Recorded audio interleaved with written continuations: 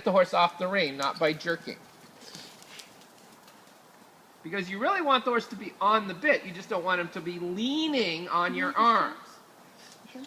There. Let's do that spiral in and out again. Down to 10 meters, out to 20.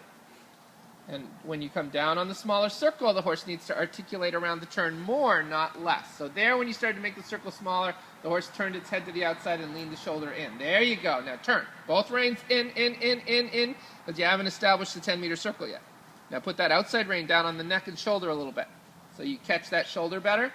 So when you turn and bend, the horse doesn't just blow that shoulder out to the left. Turn, in. Yeah, you're supposed to establish the 10-meter circle before you start leg yielding out. So you got to make it seem like you can just live on that 10-meter circle before you start pushing the horse out. Now that's actually smaller than 10 meters. There you go. There you go. Like you aren't working with Peter Gray to explain the dimensions of the ring to you with a sarcastic drip to his voice. There. Lower hands and press out as you turn. There. Shut your fingers and keep your hands down on the outside. So I was working with Hanna and Sage a couple of weeks ago, and he said something to one of my clients while I was watching the lesson, and I was like, you know, that's really right.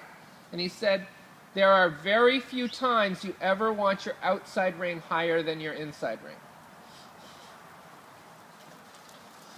I was thinking to myself, I thought about it for a few minutes, and I was like, you know, there are. I think to fix a pole twist is the only thing I can think of that would be the reason. There. Now notice what happened at the end of the leg yield. The horse got really round, didn't it? And then you just have to remember how to make the horse not lean on the rein when it gets really round, which is put your heels down and your body back and kick. Heels down, body back. Not leaning forward and jerking on the reins. You actually should never jerk on a rein, ever. There is never a reason to jerk on a rein. Because all it does is harden the horse's mouth and piss them off. There, now spiral your circle in. There, inside leg and rein.